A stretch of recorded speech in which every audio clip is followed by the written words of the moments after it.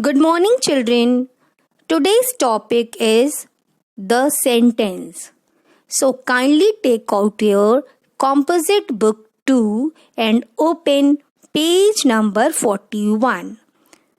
Okay? We will cover these two chapters here today, the sentence and the two parts of a sentence. So, let's start. Open page 41. Letters form words.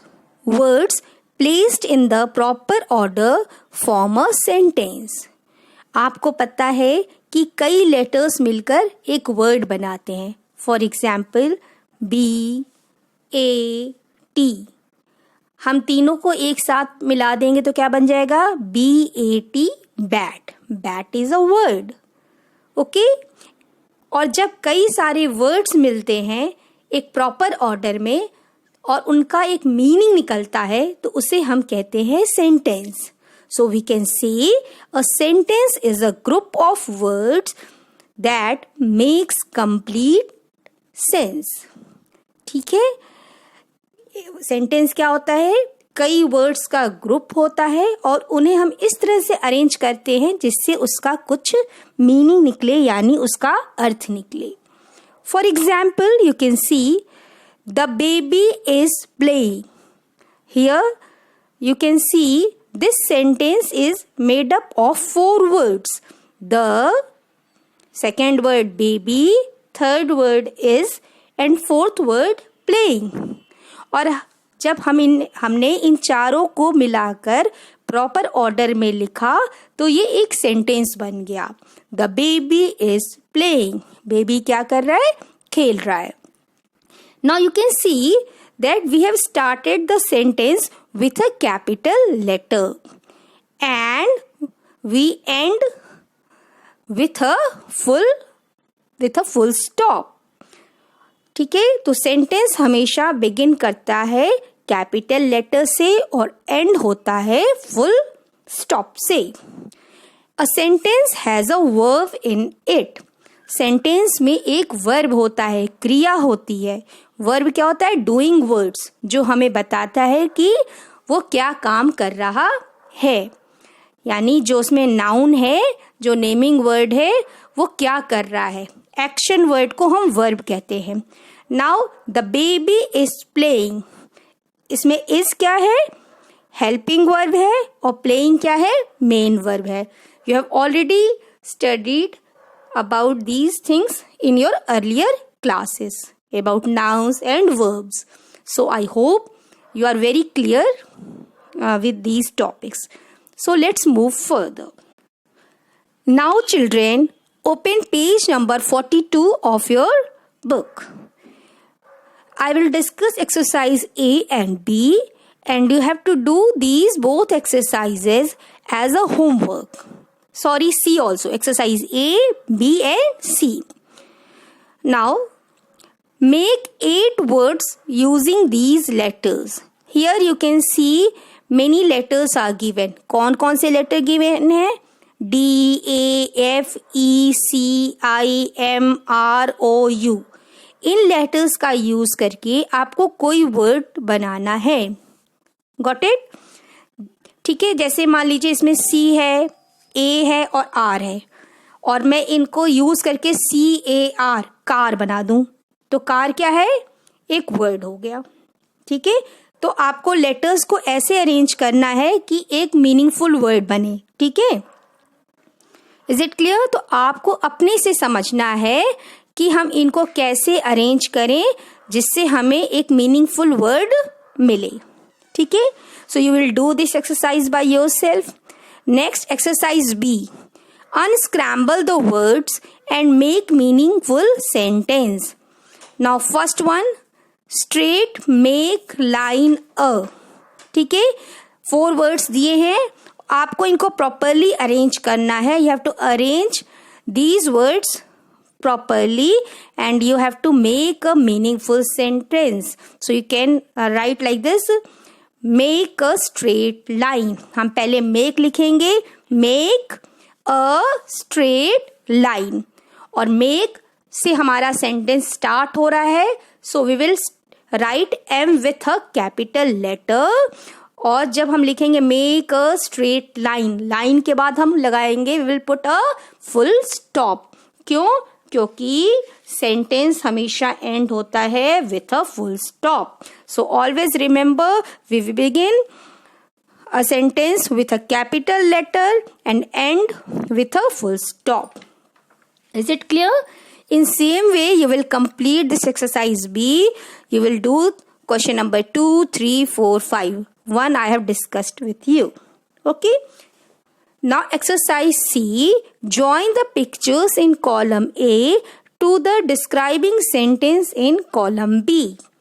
It means आपको क्या करना है, यहाँ matching करनी है। Column A और column B दो हैं। कॉलम ए में क्या दिया है, pictures are given in column A and in column B you can see that sentence are given. Now you have to read the sentence and you have to match with the suitable picture. For example, Ravi is having breakfast. तो रवि क्या कर रहा है, breakfast कर रहा है। तो किस पिक्चर में ब्रेकफास्ट कर रहा है बच्चा, सेकेंड पिक्चर में, यू कैन सी ना। तो you will what you will do, you will match the second picture with the first sentence. Okay, is it clear? ऐसे ही आपको मैच करना, you have to join the pictures with the suitable sentence.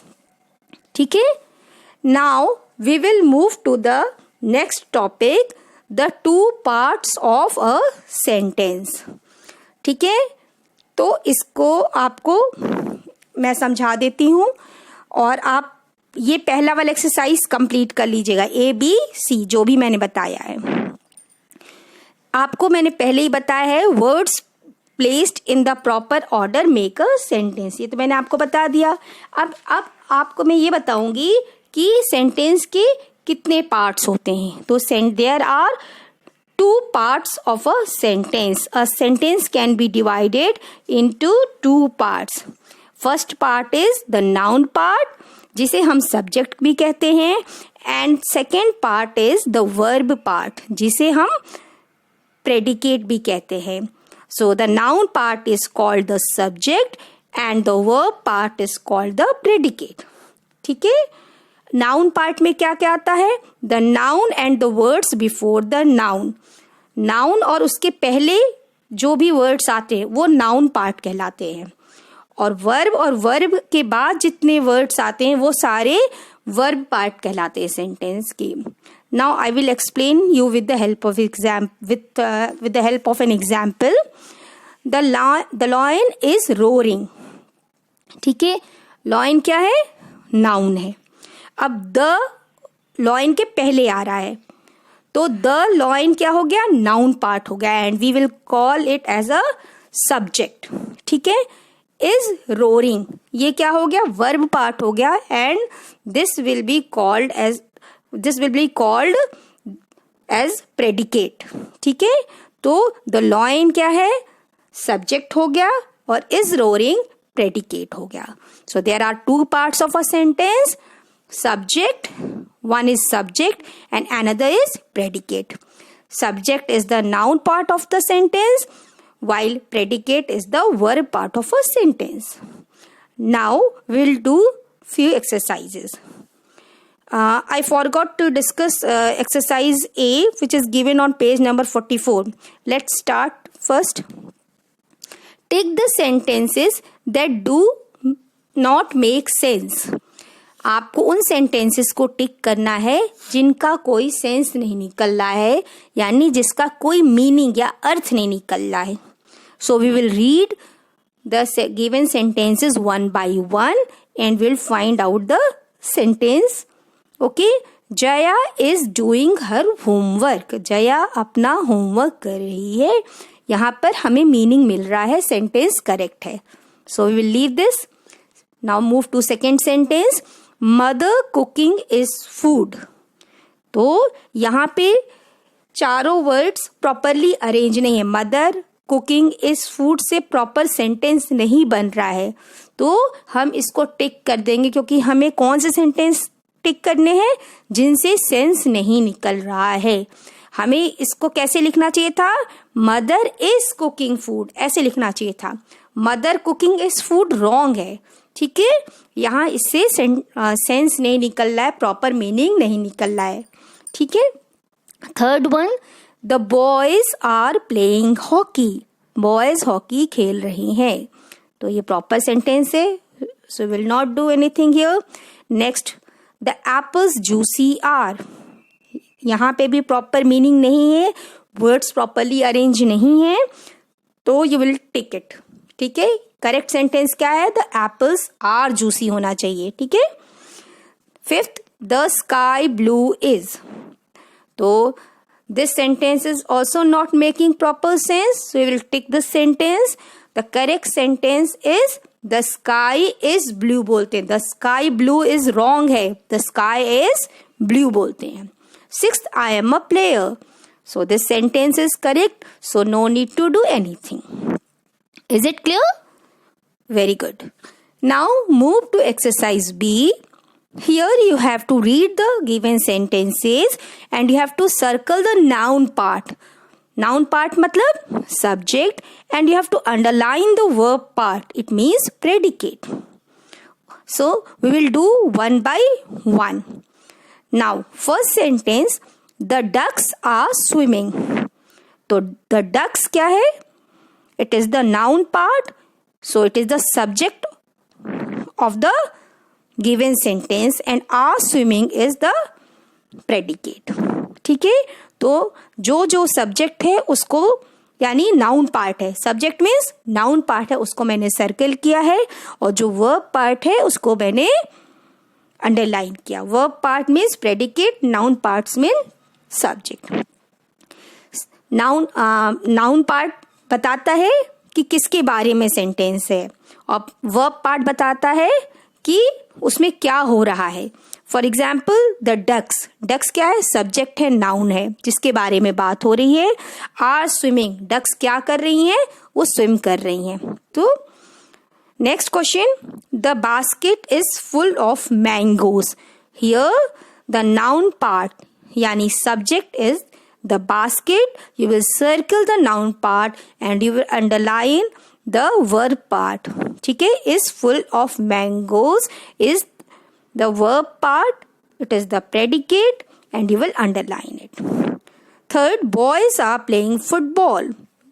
Boys क्या है? noun part, and are playing football is the verb part. The cow is eating grass. The cow is subject and is eating grass is predicate, ठीक है। Noun part यानी subject, verb part, predicate, याद रखिएगा, ठीक है। फिर Raman is eating Honey, किसके बारे में बात हो रही है? रमन। रमन क्या है? नाउन है, तो वो नाउन पार्ट है, वो सब्जेक्ट है, एंड इज ईटिंग हनी क्या हो गया? वर्ब पार्ट हो गया, यानी predicate. The sun shines in the day time. The sun क्या है? It is a subject, shines in the day time is predicate. The roses are blooming. The roses को circle कर लोगे, क्यों? क्योंकि हमें नाउन पार्ट को सर्कल करना है, यानी noun part means subject and are blooming is the verb part, you will underline it. Mary is a good girl. Mary को आप सर्कल करोगे, इज अ गुड गर्ल को अंडरलाइन करोगे। The sun rises in the east, you will circle the sun subject part and rises in the east, you will underline because it is the predicate. A knife again subject है, circle करो, has a blade, underline करो। grapes grow on vines, grapes को circle करो, grow on vines को underline करो। the moon moves around the earth, the moon क्या है? Subject है, so you will circle the subject part and moves around the earth is the verb part, so you will underline it. Is it clear? So I hope now you can do it very easily. Now we will move to exercise C given on page number 45 of your book. What you have to do here, you have to divide each of the sentences given below into into two parts, the noun parts and the verb parts. ठीक है, first one is already done, so now we will move to second. A bicycle has two wheels. तो noun part क्या है? A bicycle, जिसको हम subject भी कहते हैं. मैंने एरो करके लिख दिया है. कोई कहे सब्जेक्ट बताइए या नाउन पार्ट, दोनों का मतलब एक ही हुआ. ठीक है, ठीक है. नेक्स्ट वर्ब पार्ट क्या है? Has two wheels. तो वर्ब पार्ट को हम क्या बोलते हैं? प्रेडिकेट. ठीक है, already we have done exercise भी, सेम वही है. वहां पे आपने सर्कल अंडरलाइन किया, यहाँ पे आपको लिखना है separately. Next, an umbrella is useful thing. So an umbrella is noun part, is a useful thing. क्या हो गया? It will form verb part. A table is made of wood. Noun part, a table. Verb part is made of wood. The teacher is writing on the board. So, noun part, the teacher. Verb part is writing on the board. Last sentence, birds build nests in trees. Noun part, birds. Verb part, build nests in trees. Is it clear? Okay. So children, once again, I will tell you the noun part is called the subject and the verb part is called the predicate. तो अब आपको पता चल गया कि noun part क्या होता है, verb part क्या होता है. So please do the exercises which I have discussed. So do page number 42, 43, 44 and 45 in your composite book 2. Okay children, thank you very much.